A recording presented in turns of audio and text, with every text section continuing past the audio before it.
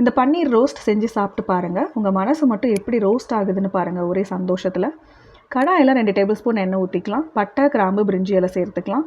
2 தக்காளி, கொஞ்சம் இஞ்சி பூண்டு இது எல்லாத்தையும் சேர்த்து நல்லா அரைச்சிக்கலாம். அந்த பேஸ்ட்டை இது நல்லா போட்டு கொதிய வச்சு எடுத்துக்கலாம். 1/2 டேபிள் ஸ்பூன் அளவுக்கு மிளகாத்தூள், 1 டேபிள் ஸ்பூன் மல்லித்தூள், கொஞ்சம் மஞ்சத்தூள், உப்பு இது எல்லாத்தையும் சேர்த்து நல்லா கலந்து விட்டு இதை நல்லா கொதிய விட்டு எடுத்துக்கலாம். இது நல்லா எண்ணெய் பிரிஞ்சு வர அளவுக்கு நல்லா கொதிஞ்சு வரணும், பச்சை வாசனை போய். இந்த பேஸ்ட்டில் தான் நம்ம வந்துட்டு பன்னீரை ரோஸ்ட் பண்ண போகிறோம். நல்லா பச்சை வாசனை போய் நம்ம வந்து தக்காளியை நல்லா வதக்கி எடுத்துக்கலாம். தக்காளி பேஸ்ட்டை நல்லா வதக்கி எடுத்துக்கலாம்.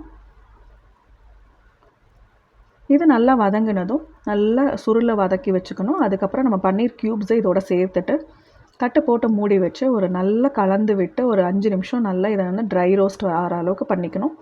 ஸோ இதை நல்லா அந்த தண்ணியெல்லாம் வற்றி நமக்கு வந்து ஒரு ரோஸ்ட் பதத்துக்கு வரும். அந்த அளவுக்கு நல்லா ரோஸ்ட் பண்ணி எடுத்துக்கலாம். நம்ம நல்லா வறுத்து எடுத்துப்போம். இதை தட்டு போட்டு மூடி வச்சு நல்லா கலந்து விட்டு எடுத்துக்கலாம். இப்போ இந்த சமயத்தில் ஒரு கைப்பிடி அளவுக்கு கொத்தமல்லி தழை சேர்த்துக்கிறேன்.